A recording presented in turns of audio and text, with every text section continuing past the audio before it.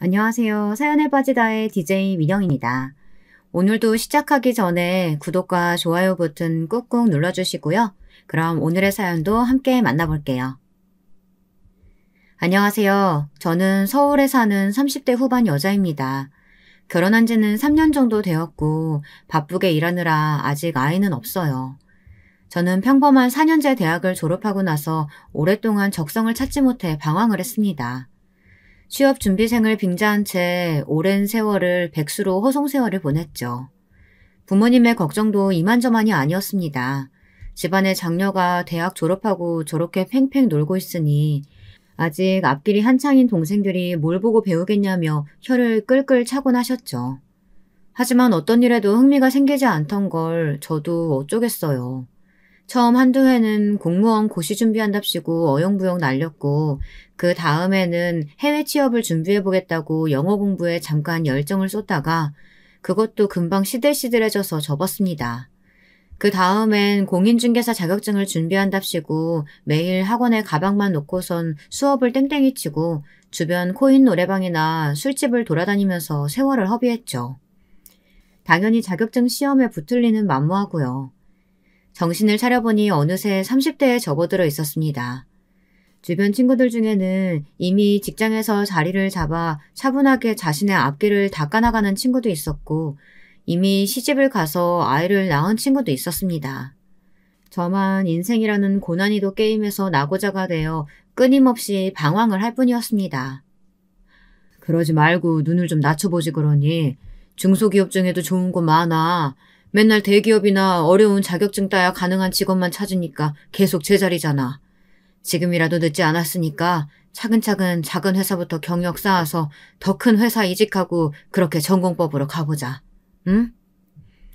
저의 오랜 방황이 걱정되는지 평소엔 그런 얘기를 잘 꺼내지 않던 아빠마저 저를 앉혀놓고 얘기하셨습니다. 아빠, 이제 와서 이 나이 먹고 중소기업 신입사원으로 들어가라는 게 말이 돼? 내 친구들은 지금 회사에서 팀장이야. 나보다 어린 것들한테 굽신거리면서는 못 다녀, 나는. 정말 그때까지만 해도 제가 철이 없고 배가 불렀던 것 같아요. 그런데 그렇게 얼마간 세월을 더 허송했을까요? 어느새 동생들마저 취업을 하고 결혼 준비를 하는 모습을 보니 정신이 번쩍 들더군요. 그래, 내가 아직 적성을 찾지 못했고 하고 싶은 일도 찾지 못했지만 그렇다고 언제까지 부모님 신세를 질 순 없어. 적어도 내 생활비 정도는 내가 벌면서 미래를 도모하자. 지금 생각하면 부끄럽지만 그때까지 별다른 알바조차 하지 않으면서 부모님한테 용돈을 탔으면서 살고 있었거든요. 그런데 동생들이 제 몫을 해내는 모습을 보니 장녀인 제가 너무나 부끄러웠습니다. 그래서 마음에 내키진 않지만 눈을 확 낮춰서 취업 문턱이 비교적 낮은 중소기업 규모의 회사들의 면접을 보기 시작했습니다. 그러나 패기롭게 시작한 중소기업 입사 계획도 그다지 순탄치는 않았습니다. 처음 면접을 보러 간 회사에서 있었던 일인데요. 아직도 이런 인간들이 세상에 존재한다는 게 치가 떨릴 지경이더군요. 윤지영 씨, 반가워요. 저는 이 회사 대표 김상만이에요. 스펙은 이 정도면 된 것 같고. 남자친구 있어요? 네? 아니, 없는데요. 근데 그건 왜... 잘 됐네. 그 면접은 다 집어치우고 저녁 시간도 다 됐는데 근처 가서 나랑 한잔 합시다. 내가 사지. 한 잔씩 들이키면서 심도 있게 서로 알아가 보자고. 회사 면접에서 남자친구가 있는 것은 왜 물어보는지도 잘 이해가 안 가는데 100번 양보해서 물어볼 수 있다 쳐요.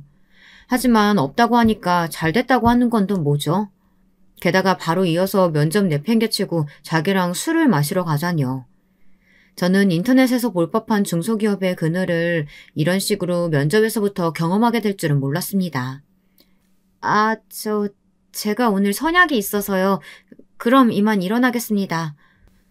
저는 너무 불쾌해서 그 자리를 박차고 뛰쳐나왔어요. 정말 며칠 동안 불쾌했던 기억이 가시질 않았습니다. 그런데 얼마 후 찾아간 다른 면접은 더 가관이었습니다. 반가워요. 나이가 좀 있네.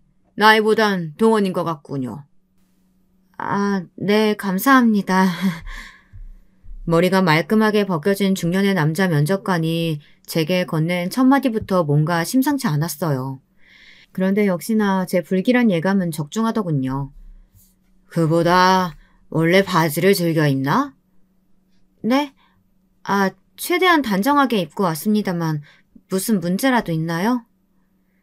제가 그날 정장 바지를 입고서 면접에 들어갔는데 그 면접관은 안경알 위로 제 위아래를 쭉 훑어보더니 말했습니다. 아니, 보아하니 치마도 잘 어울릴 것 같은데 혹시 바지를 종아리까지 한번 걷어볼래요? 네? 아니, 갑자기 그건 왜요? 저는 너무나 황당한 면접관의 요구에 두 눈이 둥그레져 물었습니다. 혹시나 오해할까봐 말씀드리는 건데 저 무슨 모델 면접 보러 간 거 아니고요. 일반 회사에 사무직으로 면접 보러 간 거였습니다.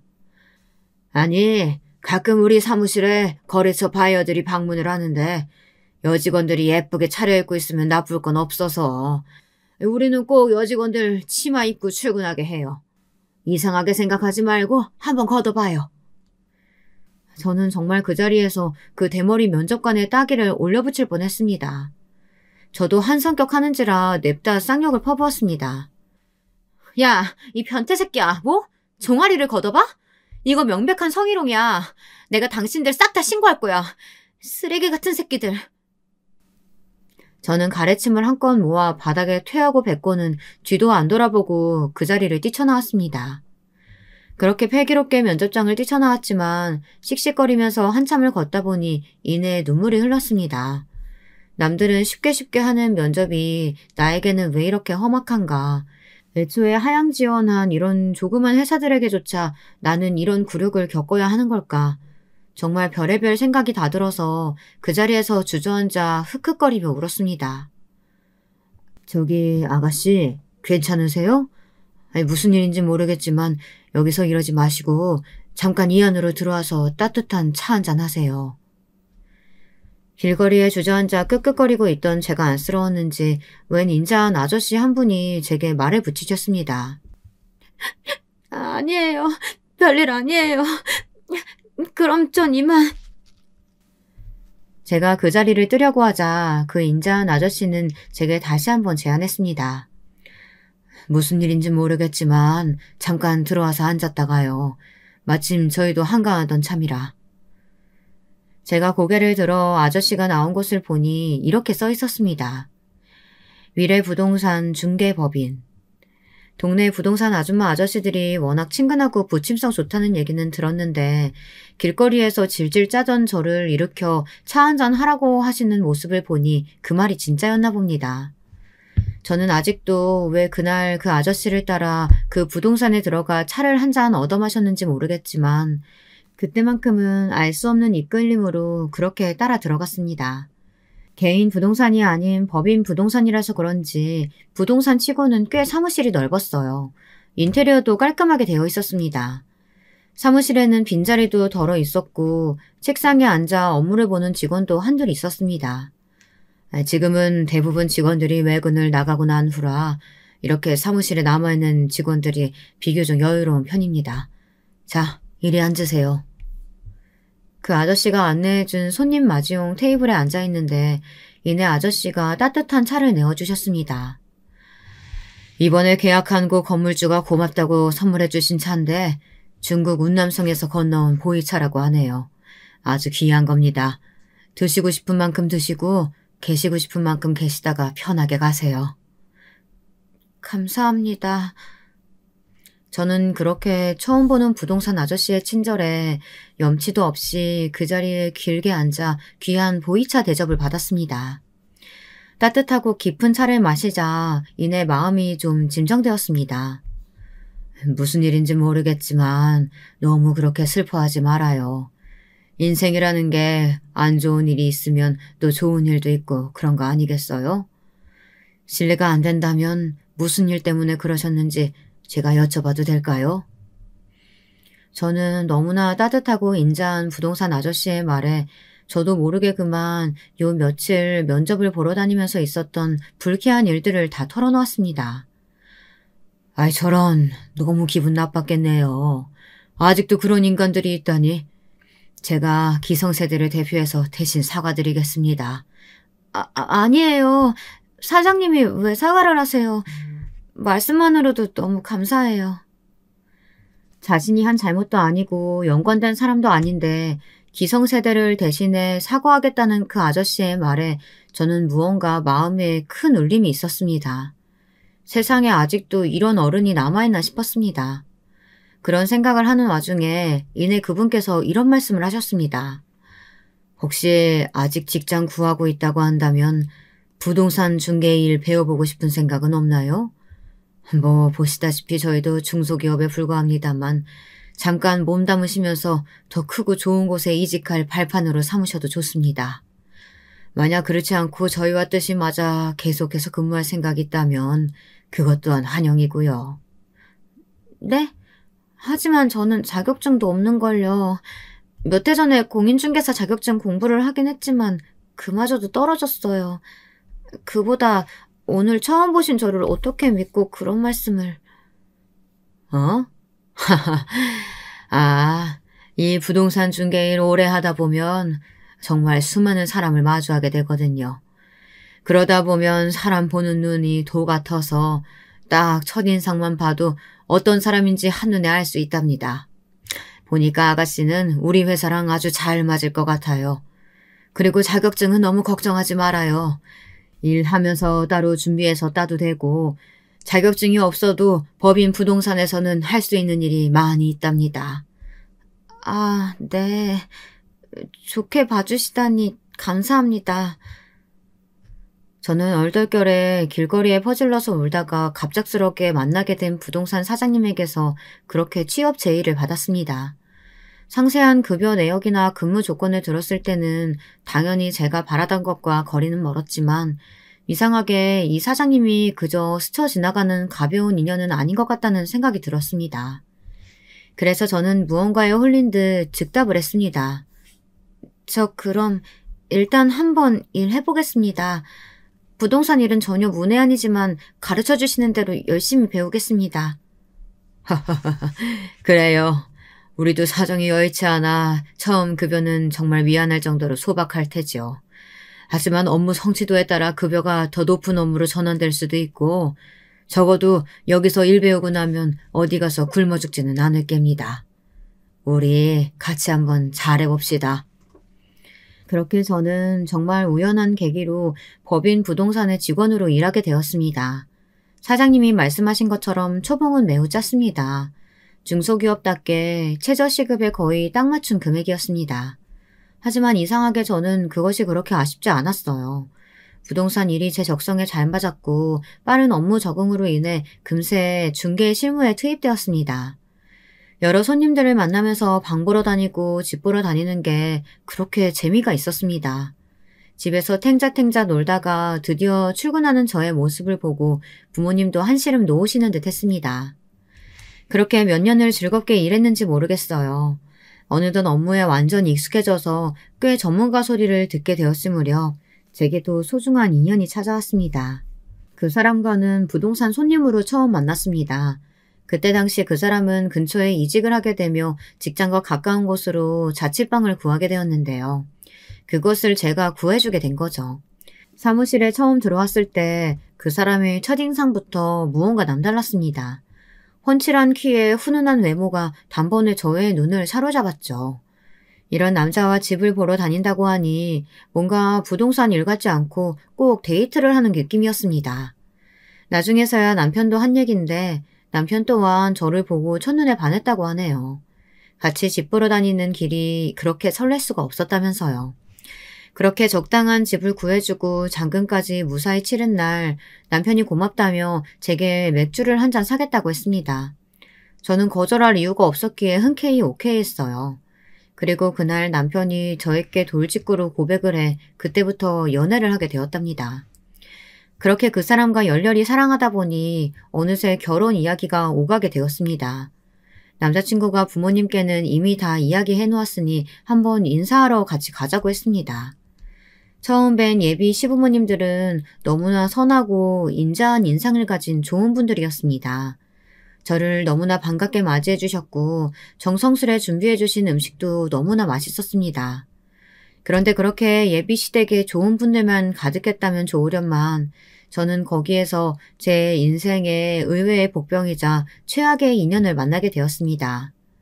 그 사람은 바로 남자친구 형의 아내, 즉 제 손윗 동서가 될 사람이었죠.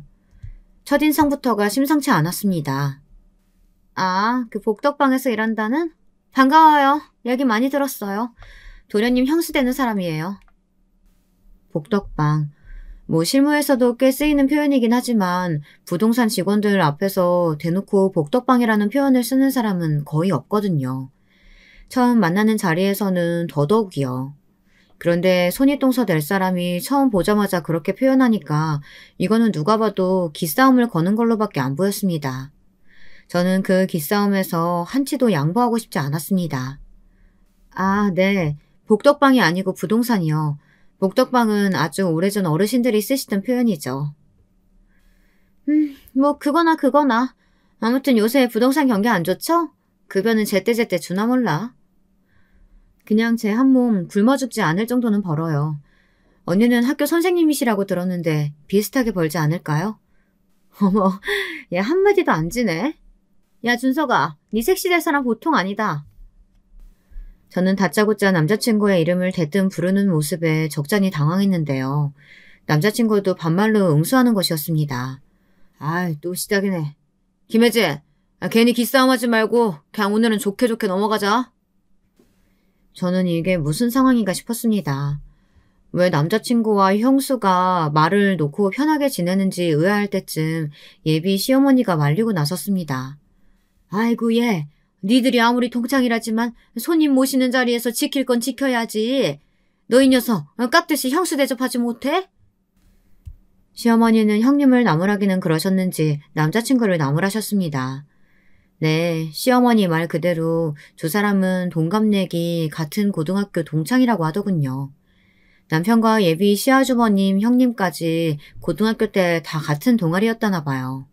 내가 오늘 딱 얘기하려고 했는데 형수가 먼저 얘기해버렸네. 형수가 원래 말이 저렇게 험해. 어머, 너 그거 내 편 들어주는 거야? 아니면 까는 거야? 입장 확실해. 니네는 1분도 안 지났는데 또 시작이니? 그만두지 못해? 시어머니의 나무라는 말로 그렇게 상황은 일단락 되었지만 저는 그날 저녁 식사 내내 불편한 마음을 감출 수가 없었습니다. 돌아오는 길에 남자친구에게 왜 손윗동서 될 사람에 대해 미리 말하지 않았느냐고 뭐라고 했습니다. 저런 무례한 모습도 미리 알고 있었더라면 마음의 준비를 하고 갔을 텐데 거기에 더해 두 사람이 동창이었다는 것이 무언가 깨림직한 마음이 들었거든요. 아, 미안.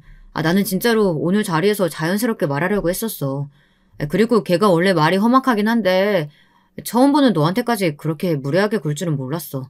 나도 예상 못했던 상황이야. 다음부턴 이런 일 없도록 할게. 그래도 그렇게 남편이 정말 예상하지 못한 일이었다며 진심으로 사과를 하자 저의 마음도 조금 누그러졌습니다. 결혼 생활하는 내내 저 형님과 마주하게 될 걸 생각하니 한편으로는 스트레스를 받기도 했지만 뭐 그래도 남편의 동창이고 두 사람의 친분이 어느 정도 있어 보이니 남편이 중간에서 잘 중재해 줄 것이라고 믿기로 했습니다. 그 믿음은 결혼하고 나서 처참하게 빗나가긴 했지만요. 어쨌거나 그 이후로 결혼 계획은 일사천리로 진행되어 머지않아 무사히 결혼을 잘 치렀습니다. 결혼식에 참석한 제 친구들은 어디서 저런 훈남 남편을 붙잡았냐면서 다들 부러워했고 제 어깨도 덩달아 으쓱해졌습니다. 남편과의 신혼생활도 행복하게 그지없었어요. 저를 많이 사랑해 주었고 저 또한 가정에서는 저를 사랑해주는 남편과 직장에서는 한없이 인자한 사장님 밑에서 즐거운 직장생활을 할 수 있었기 때문입니다. 행복이란 단어를 빼고 제 삶을 표현할 다른 단어는 없을 정도였죠. 딱 하나 너무너무 짜증나는 형님만 제외하고 말이죠. 사실 형님과 제가 마주칠 일은 가족 생사 때나 명절을 제외하고는 없었어요. 그래서 그 빈도가 잦은 것은 아니었으나 한번 마주치면 정말 짜증나게 굴었습니다. 하루는 시어머니의 환갑날이 다가와서 시부모님과 시아주버님 내외 그리고 저희 부부가 다 같이 레스토랑에서 저녁 식사를 하게 된 일이 있었습니다. 가족들이 모여서 즐겁게 식사를 하고 시어머님의 선물을 공개하는 순간이 다가왔는데요. 형님이 기다렸다는 듯이 봉투 하나를 꺼내며 어머님께 건넸습니다. 어머님, 이거 태국 방콕이랑 파타야 5박 6일 티켓이에요. 아버님이랑 즐겁게 여행 다녀오세요. 생신 진심으로 축하드려요. 아이고, 뭘 이런 걸 다 준비했니 그래. 고맙다 큰아가. 잘 다녀오마. 형님네 부부도 막 여유로운 편은 아니었지만 시어머니의 환갑을 기념해 꽤 큰맘 먹고 태국 티켓을 준비한 것 같았습니다. 그런데 자신의 선물을 공개하기가 끝나기 무섭게 형님이 제게 말을 건넸습니다. 동서는 뭐 준비했어? 얼른 꺼내봐. 아, 네. 저는 이거 준비했어요. 어머님, 이거 제가 직접 만든 거예요. 저는 그간 정성스레 준비한 제 선물을 테이블 위에 올려두었습니다. 아이고, 이게 웬 가방이니? 색깔도 영롱하고 깔끔한 게 아주 이쁘구나. 네, 어머님. 일전에 제가 가죽공방 자리를 찾아드린 손님이 한 분 계신데요. 솜씨가 너무 좋아서 언제고 꼭 그 손님한테 수업을 들어보고 싶었거든요. 그런데 마침 어머님 생신도 다가오고 해서 이참에 더 미루지 말고 수업 들으면서 직접 어머님 가방 만들어 봐야겠다고 생각했어요. 한 달 동안 매일 가서 공방 사장님한테 특훈 받아가며 열심히 만든 거예요. 아이고, 너무 마음에 든다, 아가. 어쩜 내가 이렇게 제일 좋아하는 색깔로 예쁘게 잘 만들었어. 가죽도 엄청 짱짱해 보인다, 얘. 어머님이 너무 마음에 들어 하시자 제가 신나서 더 설명을 덧붙였습니다. 어머님, 이거 이태리에서 최고 등급 판정받은 가죽이에요. 정말 어렵게 구해서 한 달 내내 정성스럽게 만들었어요. 이가 어머니 새 가방 사신 지 오래됐다고 해서 새 가방은 꼭 제가 선물해 드려야지 하고 생각하고 있었어요. 어머님은 제 말에 더 기분이 좋아지셨는지 그 가방을 품에 안고는 말씀하셨습니다. 너무 고맙다, 아가. 안 그래도 새 가방 하나 필요했는데 우리 막내 며느리가 직접 만든 거라고 하니 더 귀하고 값지지 뭐냐. 이렇게 훈훈하고 화기애애한 분위기가 이어지는데 형님이 찬물을 확 끼얹었습니다. 동서, 아무리 정성도 좋다지만 그래도 어머니 환갑인데 이왕이면 명품 브랜드 가방으로 센스 있게 딱 준비했어야지. 이게 뭐야, 마감도 허술하고 색깔도 너무 유치하지 않아? 저는 형님의 그 말을 듣는데 기분이 팍 상했습니다. 아니, 어머니도 마음에 들어 하시고 하는데 지가 뭐라고 나서서 그렇게 제가 준비한 선물을 비하하는지 정말 웃기지도 않았습니다. 아마도 시어머니께서 자기가 무리해서 준비한 선물보다 제 소박한 선물을 마음에 들어 하시는 게 배알이 꼴려도 단단히 꼴린 것 같았습니다. 형님, 제 형편의 명품 가방은 지금 좀 무리이기도 하고요. 명품 브랜드에서 쓰는 가죽보다 훨씬 고급 가죽 어렵게 구해서 정말 한 땀 한 땀 정성스레 만든 거예요. 그리고 제 솜씨 좋다고 공방 원장님도 칭찬해 주셨고요. 어머님도 마음에 들어 하시는데 꼭 그렇게 찬물에 끼얹으셔야 돼요? 또 한마디도 안 지려고 하네. 아니, 직장 생활한다면서 그동안 그런 돈도 안 모으고 뭐 했어? 아, 중소기업 다닌다고 했지? 그러게, 내가 준석이한테는 중소기업 다니는 색시는 다시 한번 좀 생각해보라고 했더니 끝끝내 말을 안 듣고. 아휴. 저는 그 말에 빠직해서 형님에게 반박했습니다. 형님, 제가 중소기업 다니는 거랑 지금 이 상황이랑 무슨 상관이 있죠? 그리고 저 작은 회사 다니긴 하지만 적어도 남편한테 손 안 벌리고 제 몫은 똑바로 하고 있어요. 형님이야말로 무슨 삼성전자급 대기업 다니시는 것도 아니고 어차피 공무원 월급 빠는데 저에 비해서 벌면 얼마나 더 버신다고 그렇게 유세를 떠세요? 뭐? 유세를 떨어? 이게 손윗동서한테 이제 아주 막 나가네? 야! 내가 아무리 공무원이지만 너보다는 더 벌어. 여기서 급여통장 깔까? 어? 네, 한번 까보세요. 얼마나 더 벌길래 그러시는지. 저도 두 눈으로 확인 좀 하게요.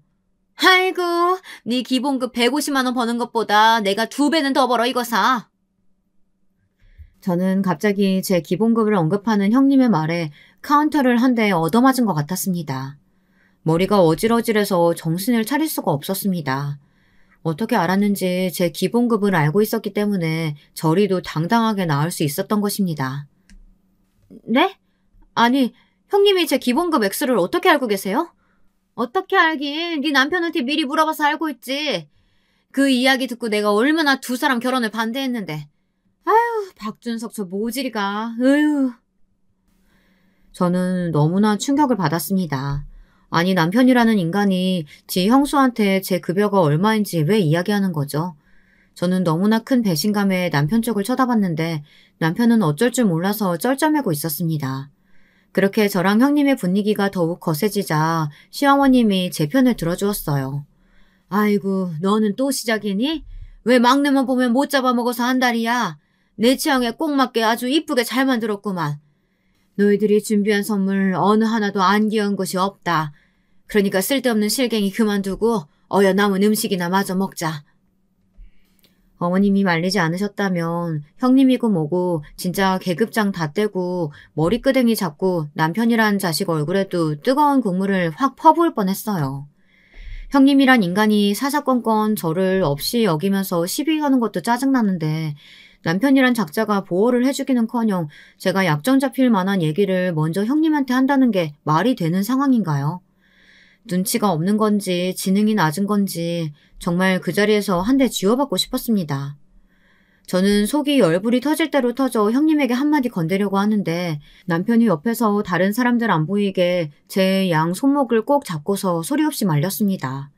제가 그런 남편을 화난 눈빛으로 째려보자 남편이 간절한 눈빛으로 제게 애원하듯 그러지 말라는 사인을 보냈습니다. 저는 남편에게만 들릴 정도로 작게 집에 가서 보자 라고 하곤 화를 겨우 눌렀습니다. 결국 그날도 기분이 잡칠 대로 잡친 채 집으로 돌아오는 길에 남편을 쥐잡듯이 잡았습니다. 오빠 진짜 미쳤어?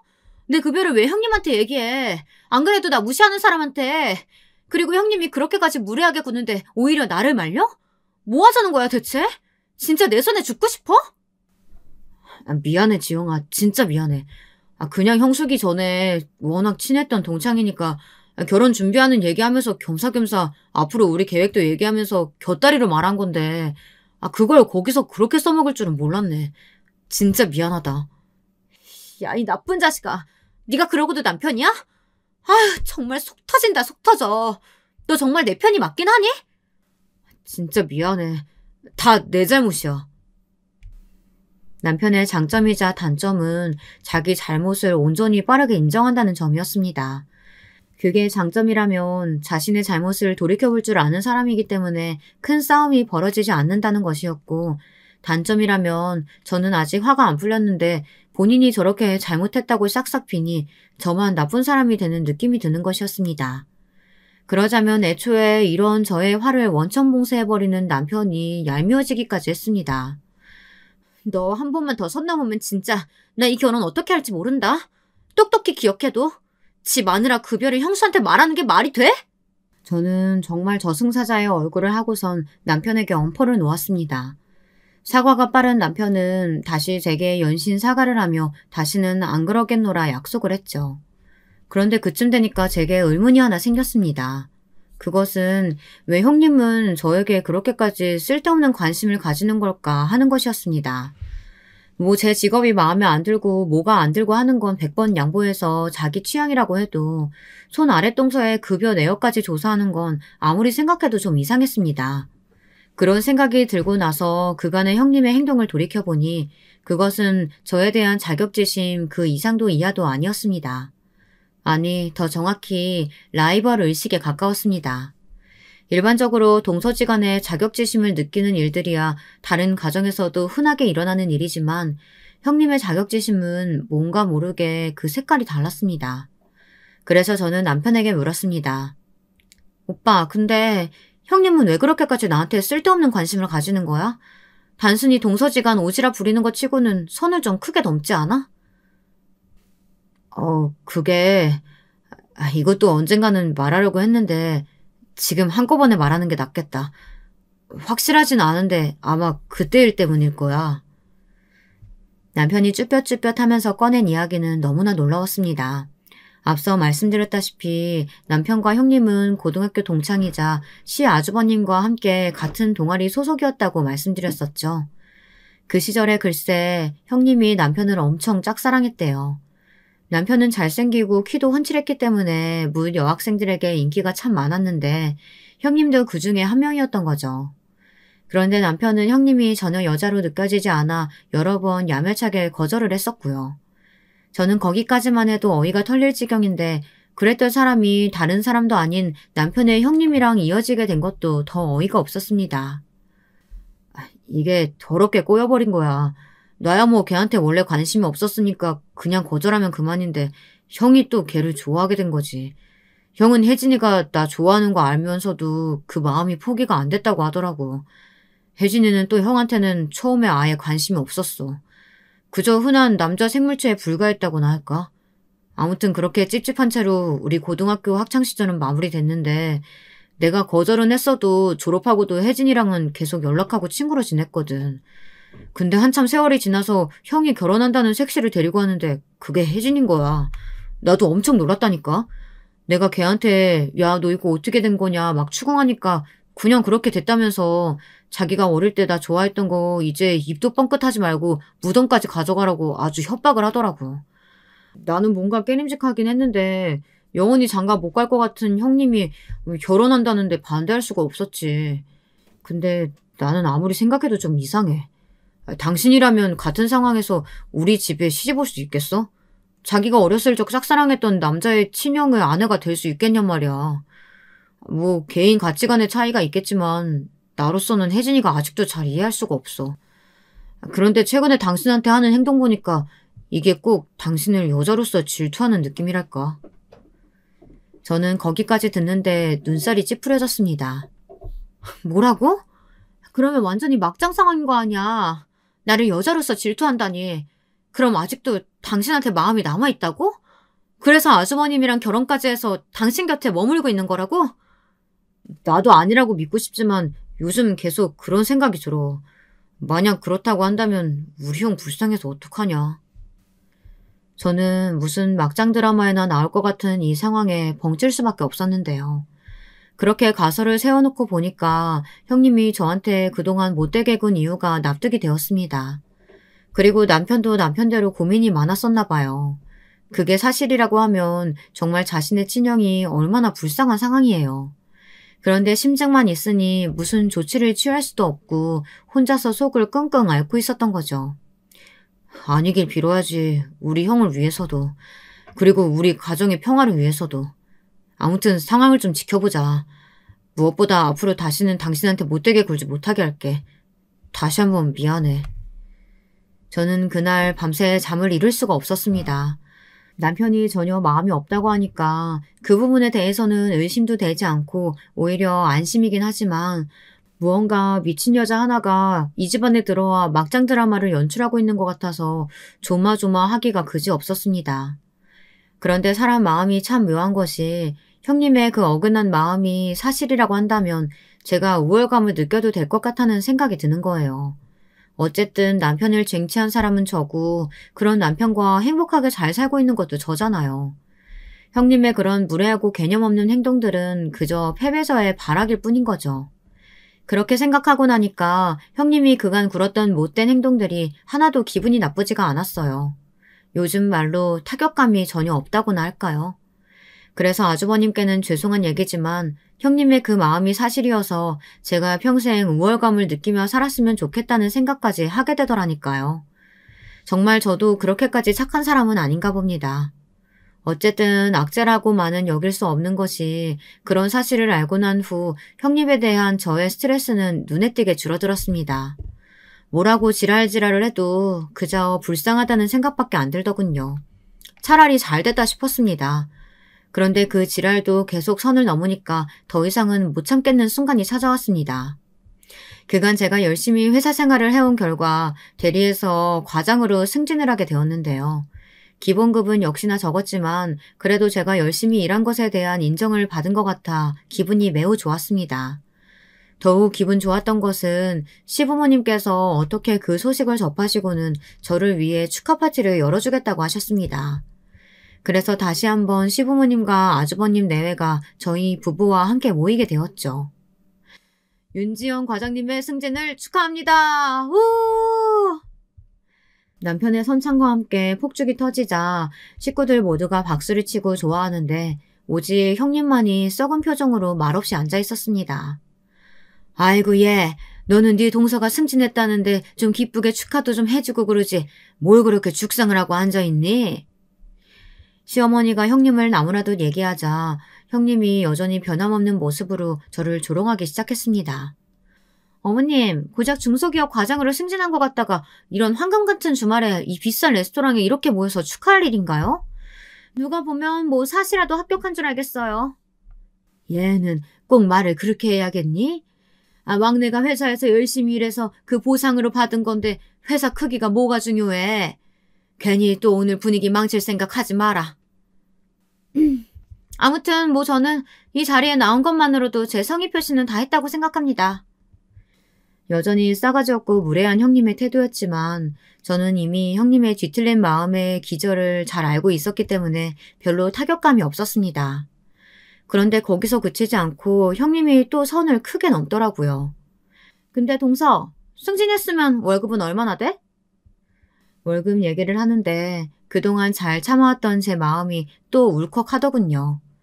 이전에 남편이 제 급여를 형님에게 오픈했던 일이 떠올라 갑자기 발끈하게 되었습니다. 제 월급은 왜요? 승진했으니까 좀 올랐죠. 그러니까 얼마나 올라서 총 얼마를 받냐고. 아니 형님이 왜 그걸 궁금해하세요? 부모 자식 간에도 잘 하지 않는 얘기를. 쪽팔려서 그러는구나?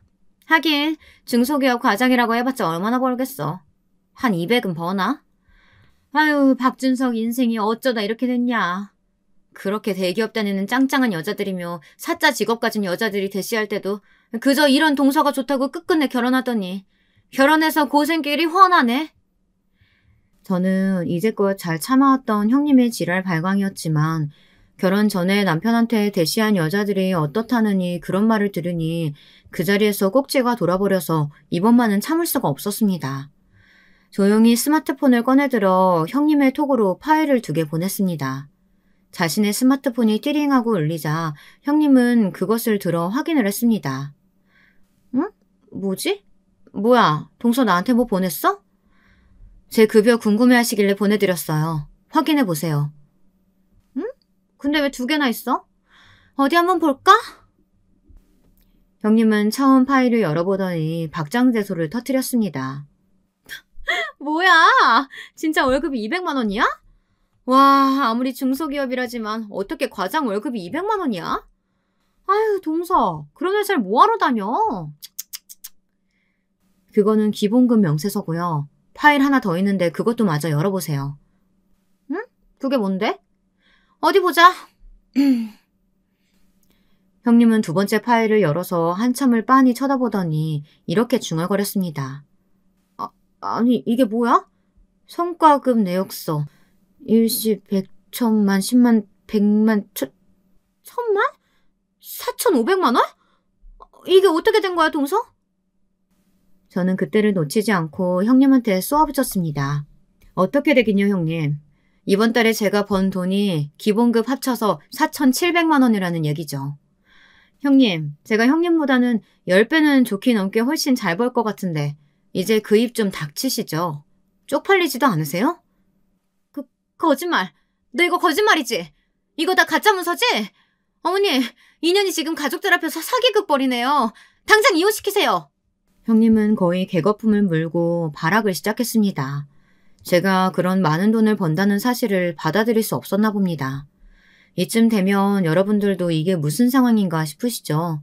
중소기업을 다닌다는 제가 어떻게 한 달에 그렇게 많은 돈을 벌 수 있나 싶어서요. 그 해명을 잠시 해드릴까 합니다. 저희 회사는 형태만 중소기업일 뿐이지 강남에서 오랫동안 부동산업을 영위해온 탄탄한 법인 회사입니다.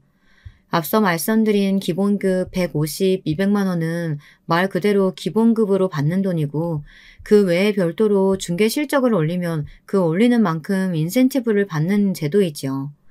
형님은 애초에 제 기본급만 가지고 저를 무시했던 건데 제가 버는 어마어마한 인센티브 급여는 아예 상상도 못하고 있었던 거예요. 강남 부동산 중개시장은 그 규모가 엄청나서 일반적인 동네 부동산에서 거래하는 매물들과는 그 덩치 자체가 다릅니다. 물건의 규모마다 차이가 있지만 어떤 물건들은 한 번의 계약으로 그 중개 수수료만 몇 천만 원이 제 통장으로 바로 꽂히기도 하죠. 이번 달에는 4,500만 원짜리 계약을 했지만 지난달엔 7천만 원이 넘는 돈을 벌기도 했습니다. 실적이 안 좋을 때는 물론 수익이 없는 달도 있지만 평균을 내보면 진짜 못 벌던 해에도 평균 월 3, 4천 원 꾸준히 벌었습니다. 제가 돈 많은 티 내는 걸 진짜 싫어해서 그간 말을 안 하고 참고 살아왔던 건데 이참에 형님을 완전히 찍어 눌러놔야겠다는 생각이 들어 뒤늦게 제 수익을 공개한 것입니다. 형님, 저한테 자격지심 가지시는 거 얼마든지 좋은데요. 저를 비하하고 이의와 관계를 흔드는 무례한 발언은 앞으로 삼가주세요. 저 형님이 함부로 무시할 만한 사람 아니고요. 이의도 저 정말 사랑하고 아껴서 저랑 결혼 결심한 거니까요. 왜요? 형님은 가질 수 없는 남자라서 배알이 막 꼴려요? 약이 막 올라요? 뭐야? 이 미친년이 진짜. 야! 너 이리 안 와? 형님이 눈깔이 뒤집혀서 제 머리끄댕이를 잡으려고 달려드는데 남편이 그런 형님의 손모가지를 확 낚아채고 소리쳤습니다. 그만해 김혜진. 언제까지 이렇게 추잡하게 굴 거야? 형한테 미안하지도 않아? 남편이 말리고 나서자 형님도 흠칫 놀라는 눈치였습니다. 갑자기 그게 무슨 말이야. 남편한테 안 미안하냐니. 넌 빠져있어. 이거다. 가슴에 손을 얹고 똑바로 네 현실을 직시해. 괜히 엄한 내 아내한테 화풀이하지 말고. 너 다시 한 번만 이 사람 건드리면 내가 절대 가만 안 놔둔다. 형님은 그렇게 말하고선 형님의 양팔을 툭 던져놓고서 뒤돌아서 짐을 챙겼습니다. 엄마 아버지 이 정도면 이 사람 축하 파티는 족한 것 같네요. 저희 이만 들어갈게요. 연락드릴게요. 여보 가자. 남편이 그렇게 단호하게 형님에게 으름장을 놓자 형님은 금방이라도 눈물이 터질 듯 울먹이는 표정이었고 시부모님도 한숨을 푹푹 쉬며 옷가지를 챙겨 일어나셨습니다. 소심한 아주버님만이 형님을 쭈뼛쭈뼛 챙기고 있을 뿐이었습니다. 남편이 형님에게 말한 현실을 직시하라는 말의 의미는 무엇이었을까요? 그것은 아마도 자신에 대한 뒤틀린 마음으로 자신의 형과 결혼까지 해 자신의 곁에 머물러 있는 그 모습을 스스로 돌아보고 깨달으라는 의미는 아니었을까요? 왜냐하면 형님은 형님 스스로조차도 자신의 남편에 향한 그런 뒤틀린 마음을 인지하지 못하고 있는 것이 분명했으니까요. 그리고 그것이 자신과 아주버님을 얼마나 괴롭게 하는 일인지도요. 그날 그런 난장판이 벌어진 뒤 집에 돌아오는데 웬일로 제 편을 들어준 남편이 무척 고마웠습니다. 오, 박준석 씨, 웬일로 내 편을 그렇게 멋지게 들어주신대? 이제야말로 남의 편이 아니라 내 편 같은데? 무슨 소리야. 난 항상 당신 편이지. 나도 그간 고민 많이 했어. 혜진이 걔 이대로 두면 안 되겠다는 생각 계속했었는데 아까 계속해서 당신 긁어대는데 이제는 뭐라도 액션을 취해야겠더라고. 걔도 생각이 있는 애면 내가 한 말이 무슨 말인지 알겠지. 나는 그냥 걔도 불쌍하고 형도 걱정이야. 막말로 우리 안 보고 살면 되지만 그 두 사람의 결혼 생활은 행복할까? 부디 두 사람에게 최선의 결정을 하길 바랄 뿐이야. 남편은 아주버님의 입장을 생각해서 그 자리에서 대놓고 이야기하지 않고 형님만 알아들을 수 있도록 애둘러서 얘기했던 것입니다. 저는 집에 도착해서 시부모님께 전화를 드려 좋은 자리 마련해 주셨는데 그런 소동을 일으켜서 정말 죄송하다고 사과를 드렸습니다. 시부모님은 아니라고 제가 그간 오죽 쌓였으면 그렇겠냐고 당신들께서 형님을 따끔하게 혼내겠다고 하시며 제 편을 들어주셨습니다. 그 소동이 있은 지 벌써 1년이 다 되었는데요. 결국 들리는 얘기론 형님네가 이혼을 준비 중이라고 하더라고요. 지난달에 서류 접수를 하고 숙려기간 중에 있다고 했던 것 같은데 저도 정확히 이혼 절차를 몰라 어디까지 진행되었는지 모르겠어요. 굳이 더 묻지도 않았고요. 다만 형님이 이전에 저에게 못되게 굴고 시비를 걸 때는 당장 내 눈앞에서 사라져버렸으면 좋겠다는 생각을 했었는데 막상 그런 일이 있고 이혼 준비 중이라고 하니 형님이 한없이 불쌍해지는 거 있죠. 표면적으로만 놓고 보면 그런 미친 여자도 없죠. 그런데 한편으론 남편을 얼마나 마음속에 오랫동안 깊이 담아두었으면 그렇게까지 했을까 하는 생각이 들어서 말이죠. 이제라도 본인의 뒤틀린 마음을 잘 깨달아서 이 집안으로부터 떠나는 결정을 한 건지 어쨌는지는 모르겠지만 그냥 이제라도 본인의 인생 잘 살아갔으면 좋겠네요. 사실 제일 불쌍한 사람은 아주버님이에요. 저는 아직도 궁금한 게요. 아주버님이 과거 형님이 제 남편을 짝사랑했다는 사실을 알고 있었다고 했잖아요. 그러면 결혼할 때 혹시라도 형님이 남편에게 그런 마음이 아직 남아있지는 않을까 한 번이라도 생각을 안 했을까요? 이 부분이 너무 궁금해서 아주버님께 여쭙고 싶었지만 무언가 아주버님만의 사정이 있을 것 같아 차마 지금까지도 여쭙지 못했습니다. 아마 형님의 어린 시절 추억 정도로 생각하고 쿨하게 넘어갔거나 아니면 아직 자신의 동생에게 마음이 남아있다는 걸 알면서도 형님이 너무 좋으니까 그렇게 해서라도 곁에 두고 싶었던 것, 이 둘 중 하나겠죠. 그런데 소심한 아주버님의 성격을 미루어 봤을 때 아무래도 후자인 것 같아서 마음이 너무 아파요. 자신을 사랑하지 않지만 동성에 대해 아직도 마음이 남아있어서 자신에게 접근한 여인. 그걸 알고 있음에도 그 여인을 너무 사모해서 결혼까지 결심한 아주버님. 그저 바보 같은 호구에 불과한 걸까요? 아니면 세기의 순정파일까요? 뭐 결국엔 이혼을 하기로 결정을 했다고 하니까 그 어느 쪽도 아닐 수 있겠죠. 부디 아주버님도 앞으로 좋은 일만 가득했으면 좋겠습니다. 저는 오늘도 회사에 출근해 열심히 일을 하고 있습니다. 저야말로 요새 흔히들 말하는 힘순찐이 아닐까요? 힘을 숨긴 찐따 말이에요. 겉으로 보기엔 그저 그런 중소기업 과장에 불과할지 모르겠지만 저는 누구보다도 제 일을 사랑하고 자부심을 가지면서 일하고 있습니다. 벌이의 크기에 상관없이 자신의 일을 사랑한다면 모든 직업이 다 귀한 직업이고 모든 직장이 다 훌륭한 직장이라고 생각합니다. 여러분도 현재 자신이 하는 일에 큰 자부심을 느끼시는 그런 하루 되시길 바라겠습니다. 그럼 이만 인사드릴게요. 여러분, 두 번째 사연 시작하기 전에 좋아요, 구독 꼭 눌러주실 거죠? 그럼 두 번째 사연 바로 시작합니다. 안녕하세요. 저는 유복한 가정환경 아래 외동딸로 태어났습니다. 저희 집은 소위 말하는 동네 유지였는데 아버지는 면사무소에서 근무를 하시다가 나중에는 재산 관리만 하셨고 어머니는 안살림을 도맡아 하셨어요. 어머니는 아들을 낳기 위해서 노력을 하셨지만 결국 아들을 낳지 못하고 그 시대에는 드물게 외동딸로 자식은 저 하나만 두셨습니다. 아버지는 술을 좋아하셨는데 결국 간이 문제가 되어 제가 고등학생 때 돌아가셨습니다. 돌아가시기 전 아버지의 얼굴빛이 항상 붉었던 기억이 나네요. 어머니는 슬퍼하셨지만 많은 집안 대소사를 이끌어 나가셔야 했기 때문에 그 후로 여장부가 되어 많은 일들을 하셨어요. 또 워낙 음식 솜씨가 좋으셨기 때문에 나중에는 한정식 가게를 운영하셔서 원래 있던 재산보다 더 큰 돈을 버셨죠. 엄마의 음식은 정갈하고 맛있었는데 그 중에서도 사람들이 제일 칭찬을 많이 했던 것이 바로 멸치볶음이었습니다. 엄마는 자신만의 양념 비법으로 멸치볶음을 했는데 너무 맛이 있어 따로 판매를 하라고 할 정도였죠. 저도 엄마의 멸치볶음을 참 좋아해서 밥을 먹을 때마다 항상 옆에 두고 먹었습니다.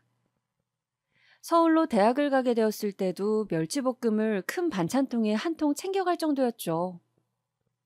저는 서울에서 유명한 사립여대를 다녔습니다. 유명한 로펌에서 저희 학교 졸업 앨범을 가지고 가서 비서를 뽑거나 재벌가 며느리로 들인다고도 하고 학교가 파할 때쯤이면 남자들이 학교 정문에서 기다린다는 신촌에 있는 학교였죠. 나름 풍족한 집안 살림과 괜찮은 학벌이라고 생각했기에 저는 제가 좋은 환경에서 결혼할 수 있을 것이라 생각했죠.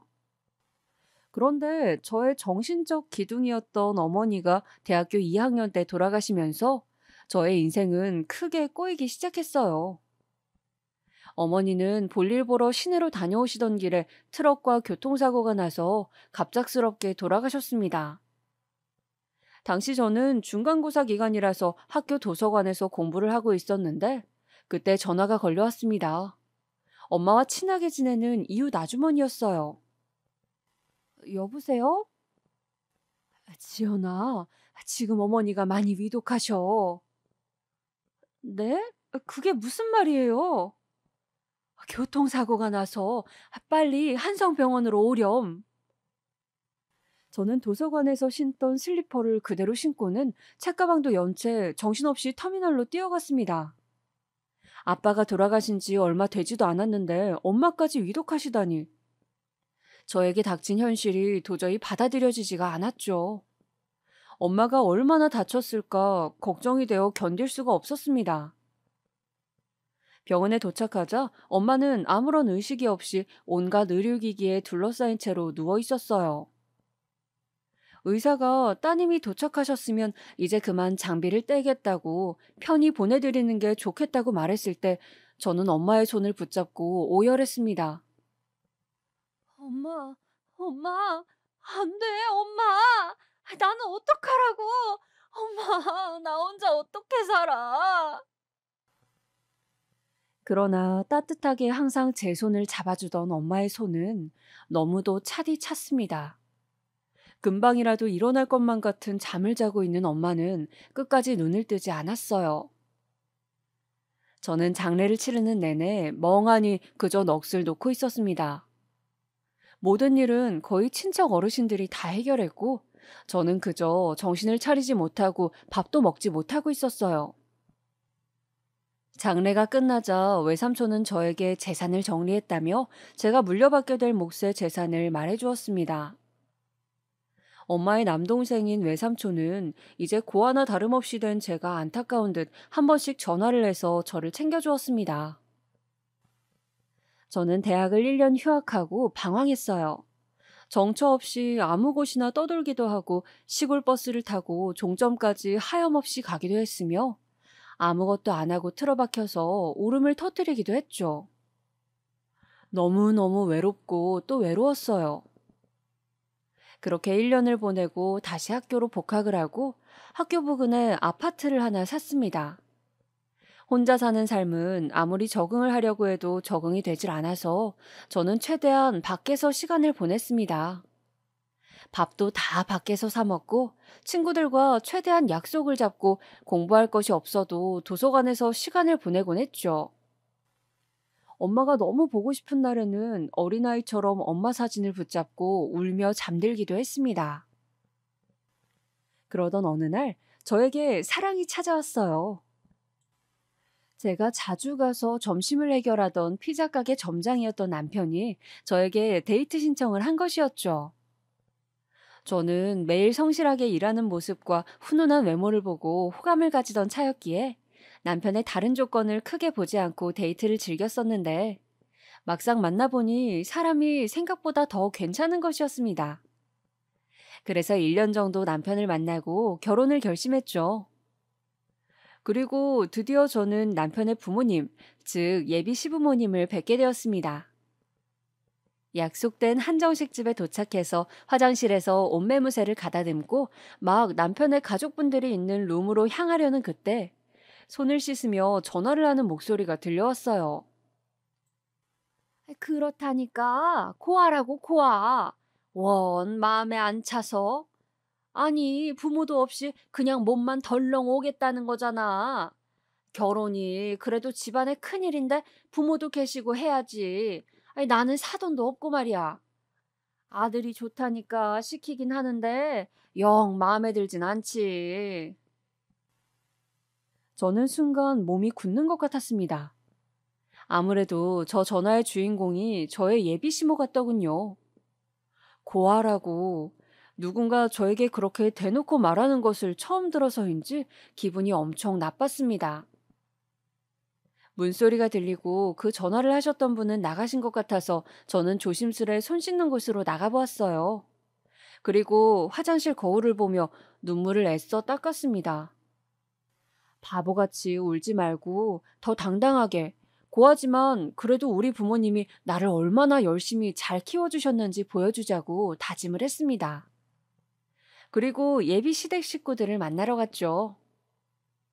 속으로는 무슨 생각을 하셨는진 모르지만 두 분은 저를 안쓰러워하시며 고생이 많았다고 돌아가신 부모님 이야기도 다정하게 물어보시고 결혼하게 되면 우리가 부모니까 많이 기대도 된다며 따뜻한 말씀을 해주셨죠. 저는 화장실에서 고아 운운했던 게 예비 시모인 것 같았지만 애써 그 기억을 마음에 지우며 좋게 생각하려 했어요. 다른 사람일 거라고 저 자신에게 합리화를 하면서 말이죠. 저는 꼭 남자친구와 결혼을 해서 외로운 제 인생에 반드시 가족을 만들고 싶었거든요. 그리고 어서 아기를 낳고 싶었어요. 아기를 낳는다면 엄마 아빠가 보고 싶을 때마다 아기를 보며 견딜 수 있을 것 같았거든요. 그렇게 저는 남친의 부모님께 인사를 드리고 결혼을 하게 되었어요. 시댁에서는 감사하게도 너는 그냥 지금 네가 가지고 있는 재산을 그대로 가지고 있고 우리가 알아서 신혼집을 마련할 테니 혼수만 간단히 채우라고 예단이다 뭐다 그런 거 할 필요도 없다면서 결혼으로 장사하는 사람들 이해를 못하겠다고 하셨어요. 그래서 저는 간단히 가전제품 큰 것들만 마련해서 결혼을 하게 되었습니다. 남편은 무던하고 부모님 말씀을 잘 따르는 사람이었어요. 그런데 피자 가게 점장 일이 마음에 안 들었던지 결혼하고 나서는 이제 내 사업을 좀 해보고 싶다면서 계속 가게를 그만둘 꽁리를 하는 것이었습니다. 내심 불안해진 제가 그만두면 뭘 하고 살 거냐고 물어도 남편은 그저 미천을 가지고 사업을 구상 중이라고 했어요. 작은 식당을 하시던 시부모님 역시 식당을 접어버리시고는 남편과 함께 뭔가를 알아보고 다니시는 눈치였습니다. 저는 대학 졸업 후 회사를 다니다가 결혼을 하면서 그만둬 버렸기 때문에 소일거리로 하고 있는 학원 보조교사 아르바이트를 하면서 상황을 지켜보고 있었어요. 그런데 어느 주말 저녁 시부모님 댁에서 같이 저녁을 먹고 있던 때였습니다.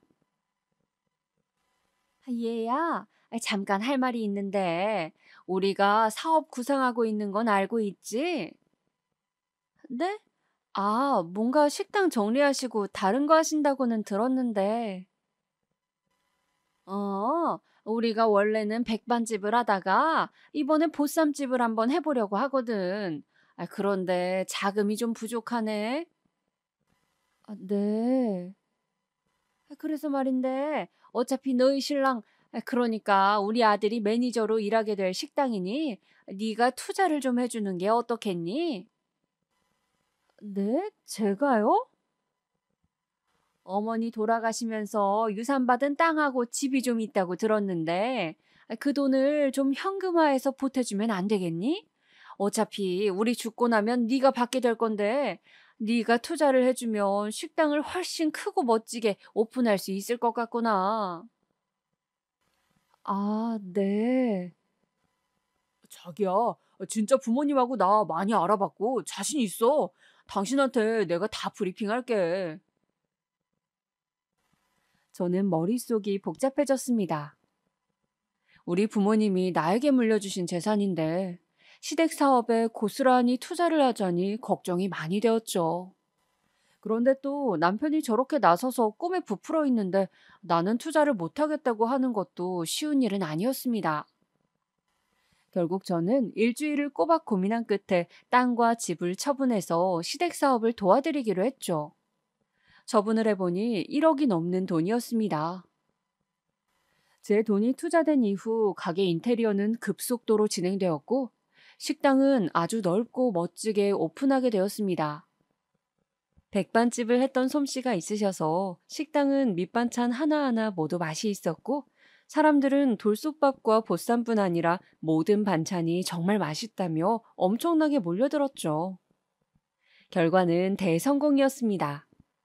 작은 식당을 할 때와는 비교할 수 없을 정도로 많은 돈을 벌었습니다. 저와 남편, 그리고 시부모님이 모두 매달려도 일손이 많이 부족해서 직원도 많이 채용을 했습니다.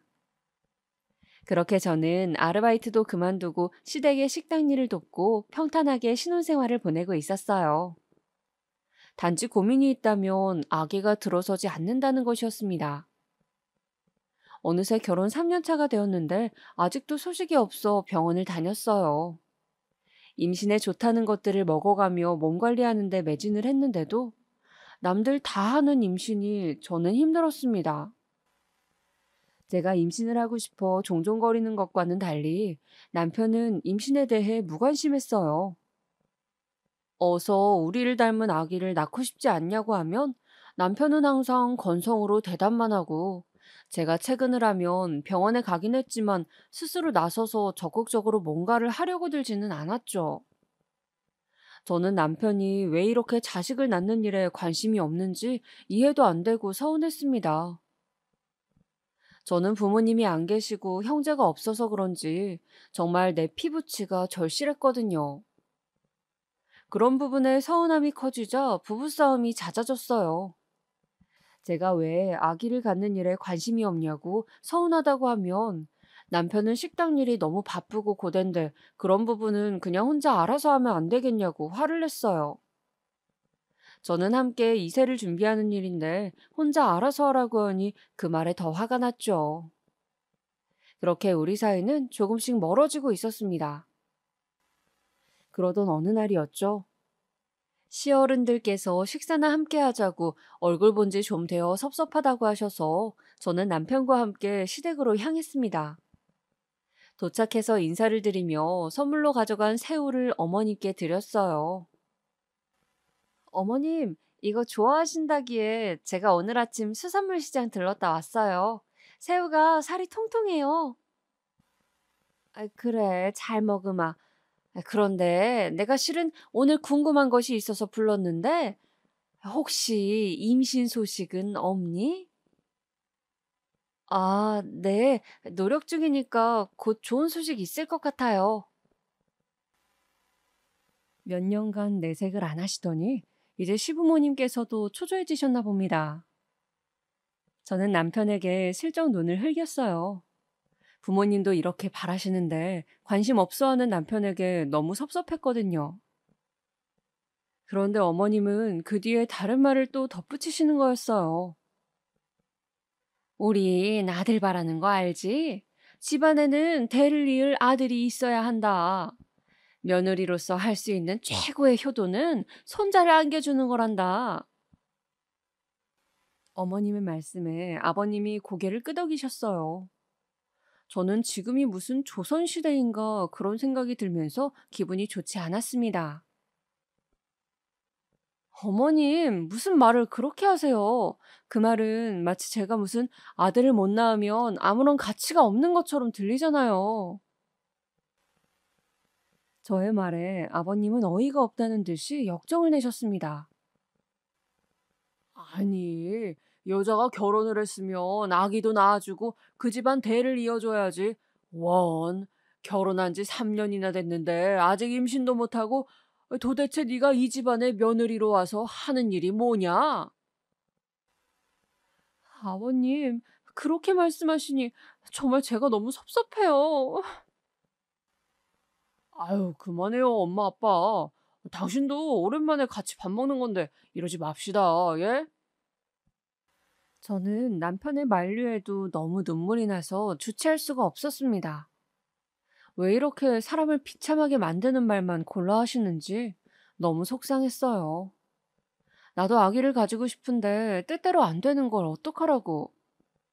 그래서 너무 화가 나서 그만 그 길로 차를 운전해서 인사도 없이 시댁에서 나와 집으로 와버리고 말았습니다. 30분 후 집으로 온 남편은 저에게 엄청나게 화를 냈어요. 경우도 없이 인사도 안 하고 오는 게 도대체 무슨 태도냐고. 그래도 어른들인데 무슨 소리를 해도 인사는 하고 와야지. 이런 식으로 행동하면 결국 당신만 점수 다 까이는 거라며 화를 냈죠. 저는 남편이 그러거나 말거나 임신 때문에 너무 스트레스를 받았습니다. 남들은 잘만 들어서던데 왜 나는 이렇게 임신이 안 되는 것인지 정말 속이 바짝바짝 타들어갔어요. 몸이 차면 안 좋다고 해서 항상 따뜻하게 하고 또 임신에 앞서 먹어야 한다는 영양제들도 챙겨 먹고 약국에서 파는 배란일 체크하는 테스트기도 사서 배란일 체크하고 항상 열심히 노력을 했죠. 그런데 이상하게도 아기가 들어서지 않는 것이었어요. 결국 안 낳게 하는 남편을 설득해서 함께 산부인과를 방문해서 정자 활동성이라든지 제 몸에서 체크할 부분 등 다양한 검사를 했어요. 그런데 딱히 검사 결과 문제가 있다고 나오는 것은 없는 거예요. 원인을 알 수 없는 난임이었던 것이죠. 의사 말이 요즘은 6개월간 꼬박 배란이를 체크해서 노력했는데도 아기가 생기지 않으면 그걸 난임으로 본다고 해요. 예전보다 정확하게 임신을 시도할 수 있어서 짧은 기간 집중적으로 노력해보고 안 되겠다 싶으면 바로 시험관이나 다른 방법으로 넘어가는 것이죠. 저는 임신을 하기 위해서 시험관 시술을 했습니다. 말로만 들었던 그거 힘들고 고통스럽다 하는 시술을 하니 몸도 마음도 피폐해져 갔어요. 여러 번의 실패와 스트레스로 1년여의 시간을 보내고 나자 스스로 하는 희망 고문 때문에 마음의 여유가 없어졌습니다. 이번에는 생겼을 거야 하면서 자신에게 기대하고 임신이 안 되었을 때 그 실망감이란 저는 날로 날카로워져 갔죠. 남편은 그런 저를 부담스러워했어요. 이제 저를 피해 다니고 혼자 밖에서 밥을 먹고 오기 일쑤였어요. 저는 저대로 그런 남편이 너무 마음에 안 들고 서운했어요. 좀 더 적극적으로 같이 노력을 해야 아기가 생길 것만 같았고, 아기가 생기지 않는 것이 다 남편의 탓인 것만 같았어요. 그러던 중 드디어 저에게 좋은 일이 생겼습니다. 며칠째 속이 좋지 않아 혹시나 하고 희망을 가지고 산부인과를 갔더니 드디어 임신이 되었다는 것이었어요. 저는 너무 기뻐 어쩔 줄을 몰랐습니다. 남편에게 전화를 하고 시댁 식구들에게 소식을 알리고 정말 너무 행복했어요. 사실 시댁에서는 아기가 아들이기를 바라셨지만 저는 아들이든 딸이든 괜찮았습니다. 저에게 피를 나눈 가족이 생기는 일이었으니까요. 저는 임신 초기에 조심해야 한다기에 정말 정말 조심하면서 아기에게 좋다는 영양제를 모두 먹고 태교에 좋다는 음악을 듣는 등 열심히 노력했습니다. 신랑은 임신이 되었다는 말에 기분이 좋은지 가끔 저에게 먹고 싶은 것이 있는지 물어서 사오기도 하고 식당으로 불러서 몸에 좋다는 전복찜 등을 해주기도 했어요. 저도 신랑도 그동안 소원했던 적이 있었냐는 듯 사이가 좋아졌습니다. 다 태어날 아기에 대한 기대 때문이었어요. 시부모님은 저의 임신 소식에 많이 기쁘셨는지 어느 날 연락도 없이 집으로 찾아오셨어요. 저는 혼자서 집안에 있었는데 갑자기 삐비빅 누군가 비번을 누르는 소리가 들리는 것이었어요. 놀라서 현관문을 바라보고 있었는데 시어머니가 시아버지와 함께 들어오시는 겁니다. 아, 아버님, 비번을 알고 계셨어요? 우리 애가 알려줬다. 언제든 들르라면서. 오늘은 너 먹으라고 한약을 좀 지워왔다. 한약이요? 그래, 아들 낳게 해주기로 유명한 곳에서 지은 한약이니 이거 먹으면 뱃속의 아기가 아들이 될 거다. 아버님, 생물학적으로 이미 아기 성별은 정해져 있을 거예요. 아직 모르는 거지. 한약 먹는다고 아기가 아들이 되지는 않아요. 저는 너무 황당해서 아버님께 말씀을 드렸어요. 아니, 무슨 미신도 아니고 이미 결정되어 있는 성별을 한약을 먹는다고 아들이 될 거라니. 저의 말에 아버님은 기분이 나쁘신지 눈썹을 실룩대시더군요. 아버님의 표정을 살피며 어머님이 저에게 말씀하셨습니다. 어쨌든 먹으면 좋다는 약이니 잘 챙겨 먹으렴. 임신 중일수록 체력 관리를 잘해야 돼. 어? 그리고 우리가 어제 백화점 가서 애기 옷을 사왔단다. 한번 볼래? 요새는 아기 옷도 어찌나 이쁜지 보기만 해도 너무 기분이 좋더라. 어머님은 아기 내복을 몇 벌 샀다면서 주섬주섬 옷을 꺼내두셨습니다. 그런데 꺼내신 옷은 하나같이 하늘색, 초록색 무늬가 있는 옷들이었어요. 저는 너무 당황해서 말씀을 드렸습니다. 어머님, 이 옷들이 아직 성별을 모르는데 너무 아들옷 디자인 같은데 혹시 딸일 수도 있잖아요. 혹시 이 옷들 영수증 가지고 계세요? 제가 가서 다른 걸로 바꿔도 될까요? 제 생각에는 혹시나 딸일지도 모르는데 아예 디자인을 베이지색이나 흰색 같은 성별이 상관없는 색으로 바꾸는 것이 좋을 것 같아 드린 말씀인데 제 말을 들으신 아버님의 표정이 갑자기 확 굳어지는 것이었습니다. 에잉, 아들일 건데 무슨 쓸데없는 소리를 해? 이만 가보마. 아버님은 심기가 불편하신 티를 팍팍 내시면서 그만 가겠다고 갑자기 일어나셨고, 어머님은 그런 아버님 뒤를 허겁지겁 따라 나가시면서 저한테 손가락으로 조용히 하라는 제스처를 하셨어요. 그렇게 두 분이 가고 나서 저는 황당함에 한참을 혼자 앉아 있었습니다. 나가면서 조용히 하라는 어머님의 제스처는 도저히 제 입장에서는 이해가 되질 않았어요. 아직 성별이 안 나왔는데 왜 100% 아들인 것처럼 이야기를 하시는지 모르겠고, 마치 딸이면 큰일 난다는 듯한 아버님의 표정이나 거기에 쩔쩔매며 조용히 하라는 어머님의 태도가 모두 너무 이상했습니다.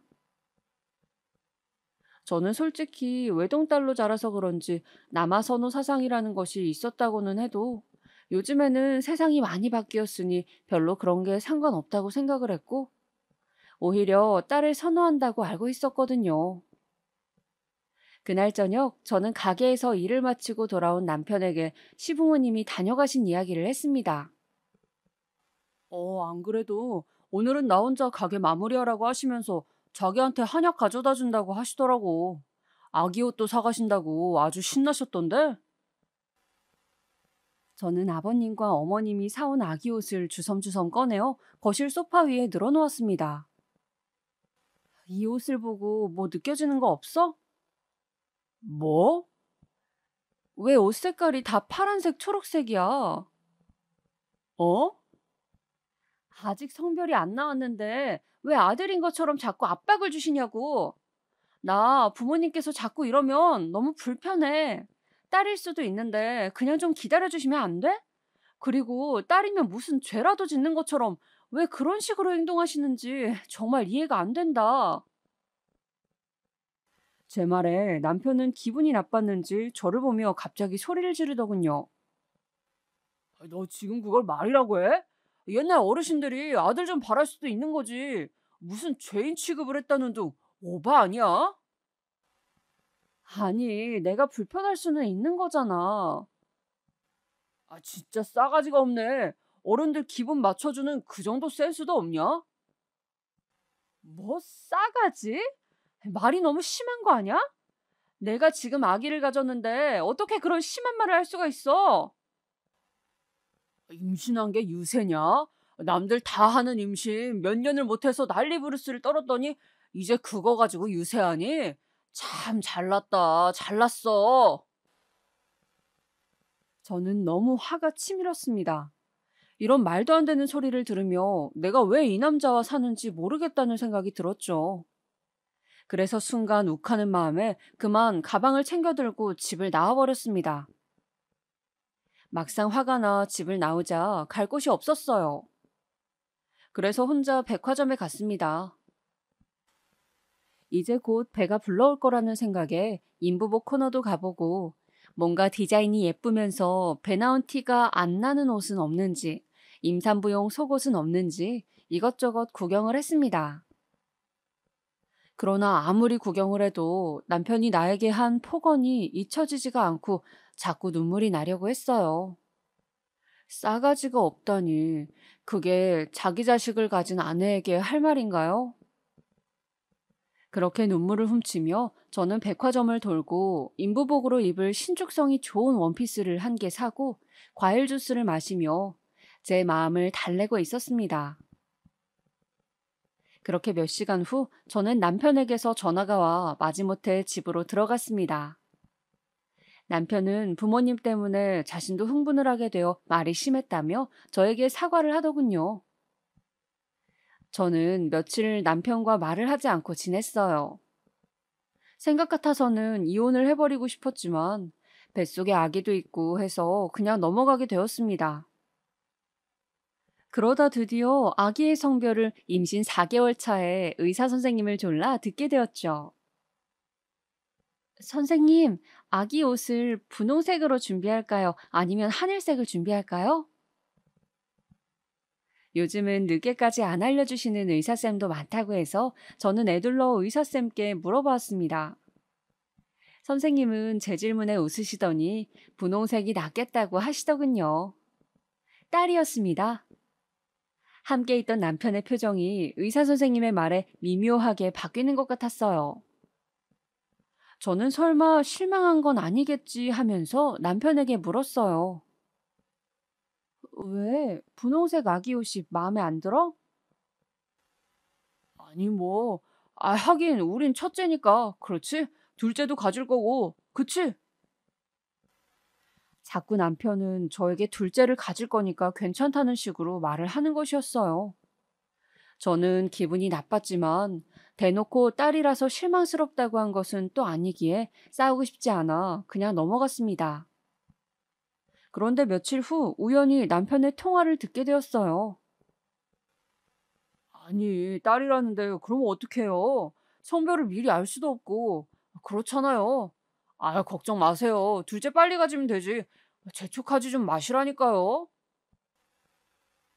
남편이 부모님과 통화를 하는 것 같았습니다.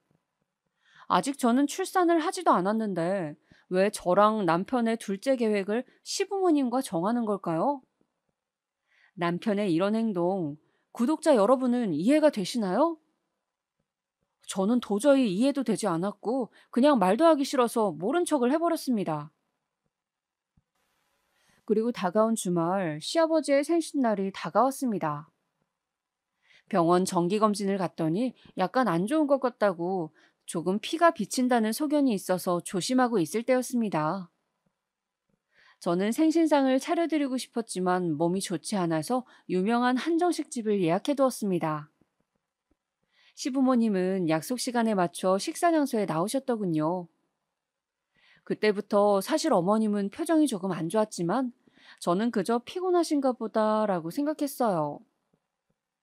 그런데 맛있게 식사를 다 마치고 저와 신랑이 화장실을 다녀온 사이 시부모님께서 이미 결제를 하신 거예요. 저는 조금 당황스러워서 신랑을 쳐다봤지만 신랑은 이미 돈 내셨으니 어쩔 수 없지 하면서 인사를 하고 집으로 돌아왔어요. 그리고 그날 저녁 저는 시어머니에게서 전화 한 통을 받았습니다. 여보세요? 너는 딸 임신한 게 유세니?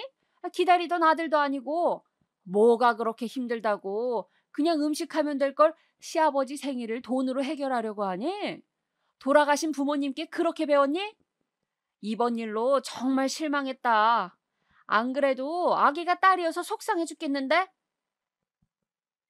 제가 전화를 받자마자 시어머니는 속사포처럼 저에게 자신의 화를 쏟아부었는데 대충 이런 내용이었습니다. 그러니까 감히 손녀 임신한 며느리가 어디 시아버지 생신에 돈을 써서 해결하려 하냐는 것이었죠. 저는 어머님께 저희가 결제하려고 했는데 이미 계산을 하셔서 당황했다고 지금이라도 돈은 드리겠다고 했지만 어머니는 그냥 자식은 결혼하면 남이라더니 딱 그 짝이라며 뱃속에 지 새끼만 중요하지 물고 빨고 키워준 부모는 온데간데 없다고 계속 화를 내시는 것이었어요. 저는 너무 걱정도 되고 어머님의 기분이 안 좋으신 것 같아서 뭉치는 배를 잡고서 마트를 가서 장을 봤습니다. 그리고 집으로 돌아와서 잡채며 불고기며 제가 당장 할 수 있는 모든 요리를 다 해서 큰 5단 도시락통에 과일이며 뭐며 담아서 시댁으로 갔어요. 그렇게 택시를 타고 시댁에 도착해서 초인종을 누르자 어머니께서는 시위하러 왔냐며 처음에는 문도 열어주지 않으시더라고요. 저는 계속 초인종을 누르며 드릴 것이 있으니 문만 좀 열어주십사 부탁을 드렸어요. 그랬더니 어머니께서 못 이긴 듯이 문을 열어주시더라고요. 저는 아버님 생신을 대접해드리지 못해서 죄송하다고 말씀드리며 제가 생신 음식을 좀 해왔으니 아버님과 저녁에 드시라고 말씀드렸어요. 어머니께서는 도시락을 한 칸 한 칸 꺼내어 열어보시더니 반찬집에서 사온 거 아니냐. 가만 보니 비싼 재료는 하나도 없고 싼 것들만 잔뜩 싸서 만들어 왔다면서 계속 저에게 퍼부으시더라고요. 저는 어머니께서 현관에 계속 저를 세워두신 채 소리를 질러서 임신한 몸으로 3시간을 서서 그 수모를 견뎌야 했습니다. 어머님은 자기 성질대로 퍼부으시더니 목이 아프셨는지 문을 쾅 닫고 들어가셨습니다. 저는 울면서 시댁을 나왔어요. 배가 너무 아파서 그 자리에 조심조심 앉아서 배를 문지르면서 아가에게 미안하다고 중얼거렸습니다. 아가야, 고생시켜서 미안해. 아가야, 집 가서 같이 쉬자. 저는 그렇게 울면서 집으로 돌아왔어요. 돌아가신 부모님이 너무 보고 싶었습니다. 그저 저는 신랑이 오기만 기다리며 집에서 침대에 누워 하염없이 울었습니다. 퇴근하고 집에 도착한 신랑은 엄마한테 전화를 받았다면서 왜 시키지도 않은 짓을 하냐고, 우리 엄마 한번 성질나면 아무리 달래보려고 해도 듣지도 않는다고, 그냥 아무것도 하지 말라고 도리어 성질을 내더군요. 저는 실컷 고생만 하고 아무도 제 마음을 알아주지도 않아 속상한 마음을 안고 그날을 보냈습니다. 그 후 한동안은 시댁에 가지 않고 태교에 전념했어요. 그렇게 길다면 길고 짧다면 짧았던 10달의 시간이 지나고 드디어 저의 출산 예정일이 되었습니다. 진통이 오고 아기가 잘 내려오지 않아 결국 저는 제왕절개 수술을 했습니다. 18시간의 산고 끝에 태어난 우리 아기는 정말 빨갛고 조그마했습니다. 너무너무 작아서 쥐면 바스라질 것처럼 보였죠. 예쁘고 또 예쁜 딸이었습니다. 저는 정말 처음 느껴보는 벅찬 마음에 어쩔 줄을 몰랐습니다. 어떻게 이렇게 작고 귀엽고 예쁜 존재가 있을까요? 신생아인데도 또렷한 이목구비에 저의 두꺼운 입술을 빼닮은 분명한 제 딸이었습니다. 친정어머니가 주신 제 어릴 때 사진 속 모습을 누가 봐도 꼭 닮은 아기였습니다. 저는 세상을 다 얻은 듯 행복했습니다. 아기를 낳는 과정에서 힘들었는지 저는 며칠 동안 거의 기운을 차리지 못했어요. 수술을 한 지 3일째 됐는 날 시부모님이 제 병문안을 오셨습니다. 아직 밥을 먹지 못하고 소변줄까지 꽂고 있던 저는 민망했지만 그래도 어르신들이 걱정이 되어서 오셨나 보다 싶어 감사하게 생각했습니다. 그래, 몸은 좀 어떠냐? 네, 괜찮아요, 어머니. 곧 회복되겠죠. 고생 많았다. 이거 아기용품 사는데 보태려무나. 아유, 여자애 하나 낳는데 이렇게 힘들어해서야 원. 금방 또 애가 들어서야 하는데. 시아버지는 또 아들 타령을 시작하시더군요. 이제 막 수술한 사람 앞에서 이게 할 말인가 싶었지만 저는 애써 참고 또 참았습니다. 그렇게 덕담인지 악담인지 모를 말들을 하신 두 분은 저에게 마지막으로 가시면서 저에게 봉투 하나를 주고 가셨어요. 그런데 그 봉투를 주시며 하는 말이 저를 경악하게 했습니다. 아들이었으면 100만 원 넣었을 텐데 딸이라서 30만 원 넣었다. 저는 너무 당황해서 아무런 대답도 하지 못하고 그냥 목례를 했습니다. 그리고 시부모님이 가시자마자 옆에 있던 남편에게 말했어요. 방금 내가 들은 말 잘못 들은 거 맞지? 무슨 말? 아들이면 100만 원 줬다는 그 말 말이야. 딸이라서 30 줬다는 말. 그게 뭐? 부모님이야 아들을 원하셨으니 아들, 딸이 다르게 느껴지실 수도 있지. 왜? 지금이 몇 년도인데 그런 남녀차별적인 말을 해. 나 참 어이가 없어서. 자기는 그런 말씀 하실 때마다 기분도 안 나빠?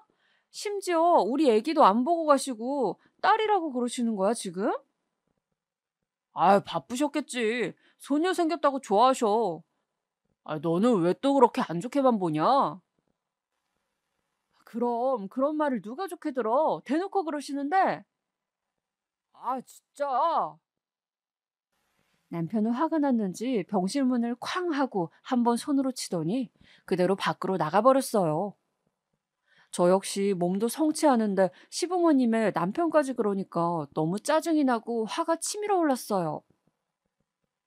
저에게는 너무나 소중한 우리 아기가 왜 이런 취급을 받아야 하는지 서럽고 속상했죠.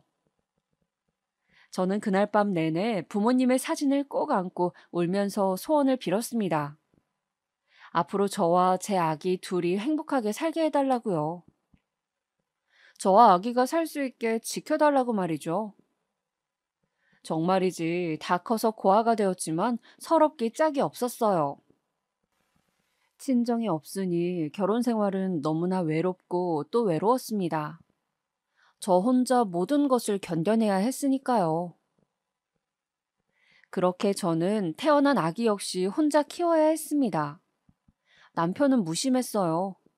특히나 아들을 바라던 집에서 딸을 낳아서 그런지 아기 목욕 한번 시키질 않았고 아기띠 한번 하려고 들질 않았어요.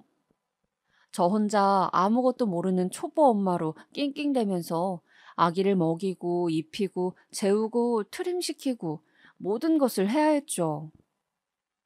정말 남편은 돈 갖다 주는 것 말고 아무것도 하지 않더군요. 당연한 것 아니냐고요? 요즘 세상에는 그게 당연하지 않다고 저는 생각해요.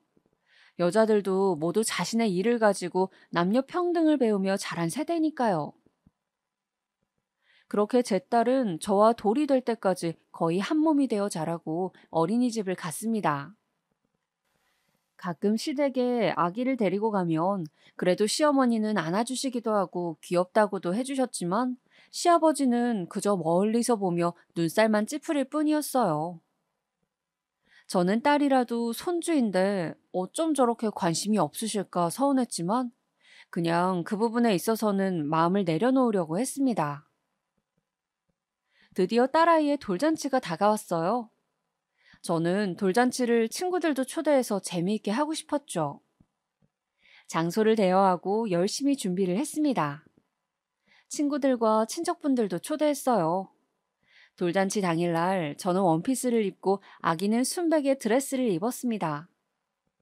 사회자가 와서 분위기를 띄우고 제일 어르신인 시부모님들을 저는 제일 앞에 모셨죠.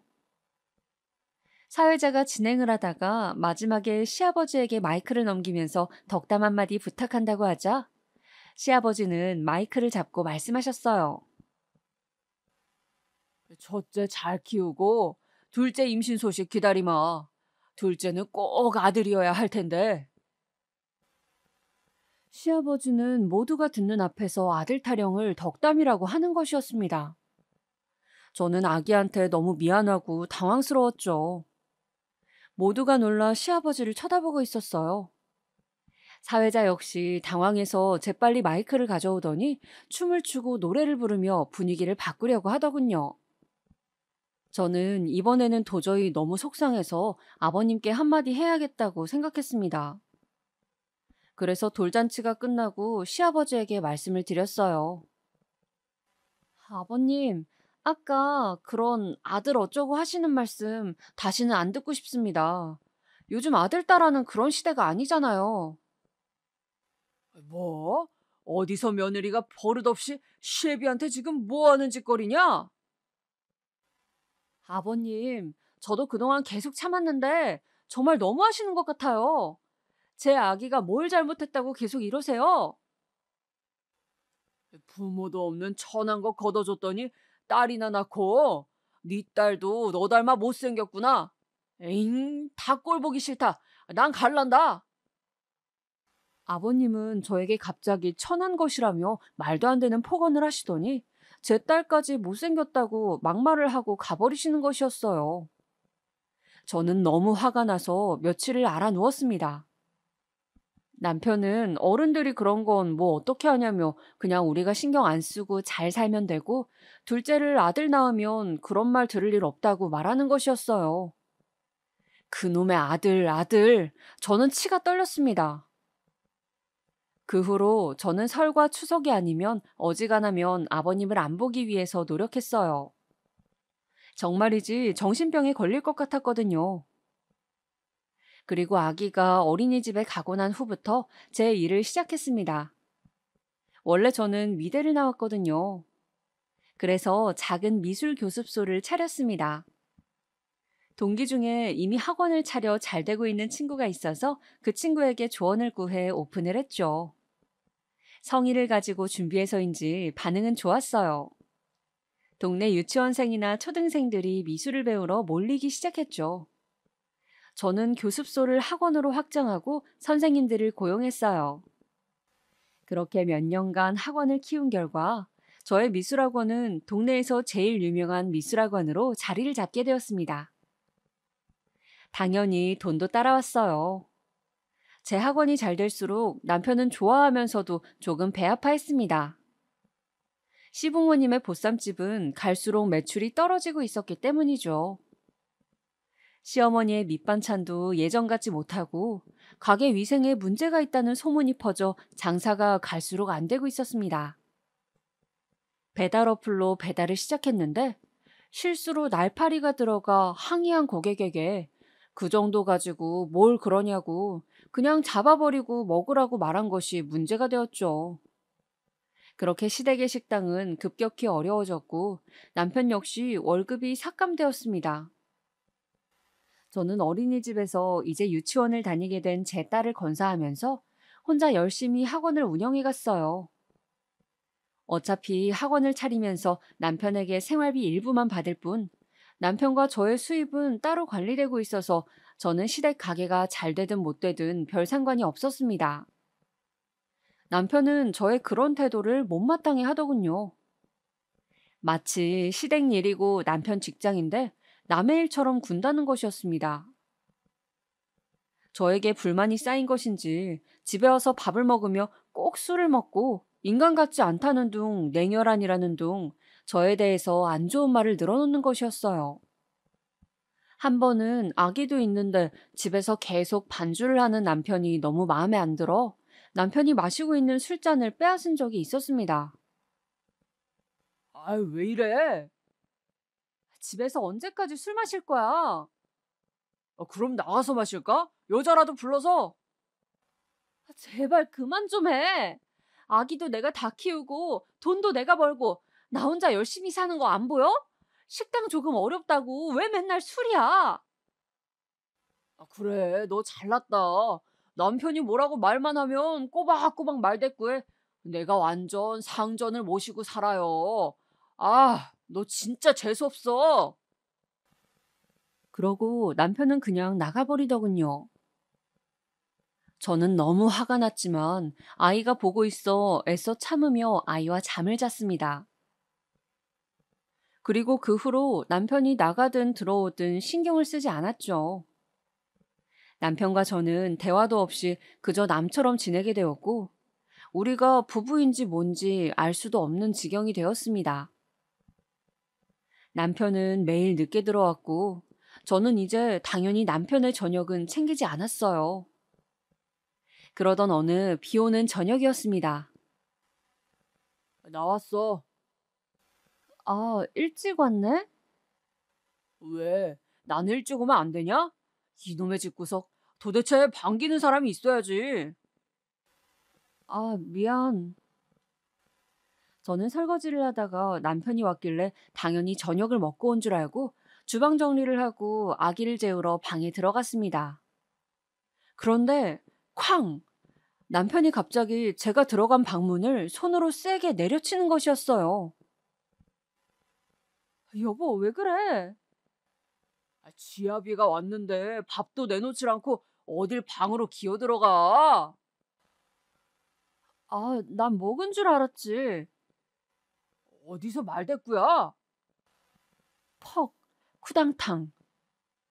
남편이 식탁 의자를 저와 아이를 향해 던졌습니다. 저는 아이를 황급히 감싸 안다가 다리 전체와 그 의자가 부딪혔고 의자 다리에 찍혔는지 피가 철철 나기 시작했어요. 아, 여보, 이게 뭐 하는 짓이야?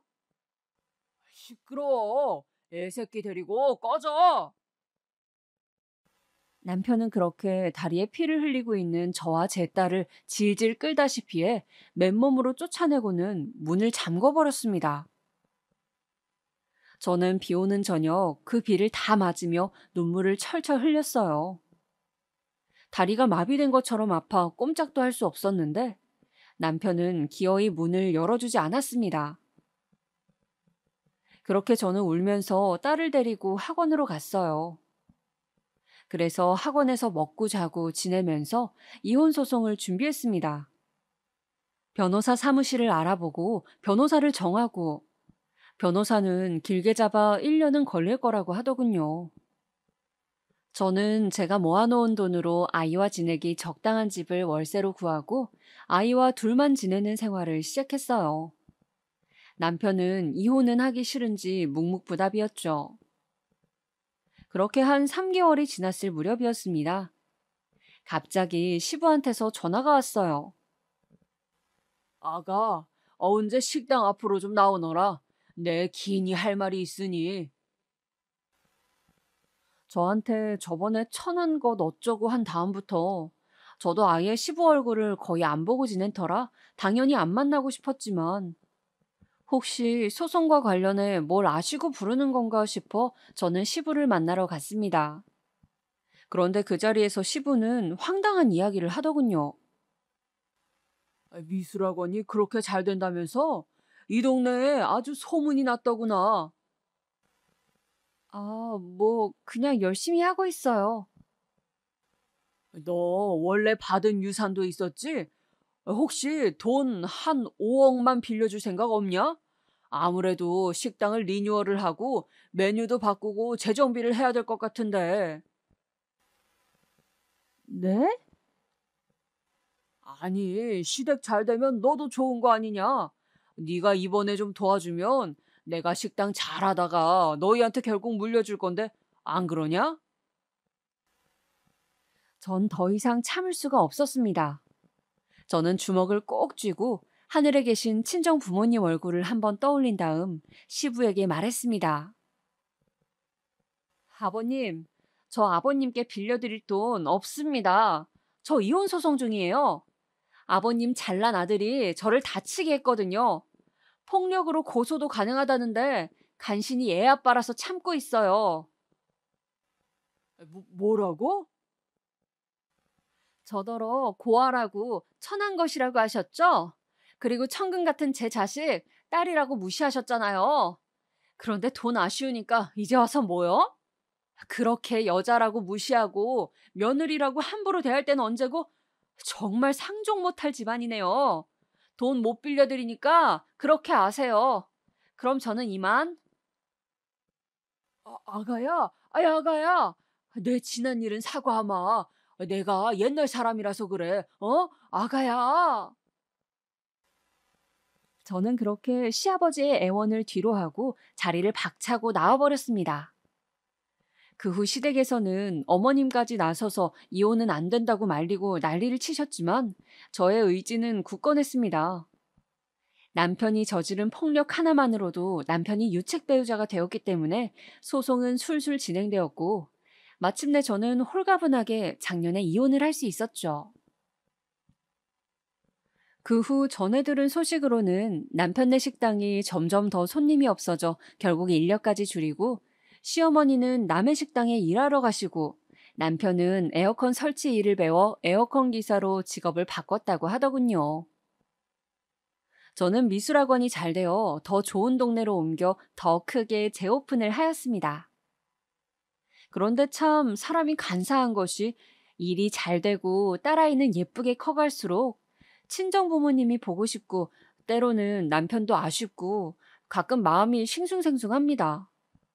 배부른 소리일지 모르지만요. 때로는 제가 어쩌다 이혼녀가 되었나 싶기도 하고요. 그러나 누구나 인생에서 같은 무게의 짐을 진다는 말이 있듯이 그냥 이게 제 업보려니 하면서 견디고 하루를 살아가고 있습니다. 지금 제 사연을 듣고 계실 여러분은 어떤 하루를 살아가고 계실지 문득 궁금하네요. 무엇보다 가장 중요한 것은 건강이니 부디 삼시세끼 맛있는 밥 잘 챙겨 드시고 건강하시길 바라겠습니다.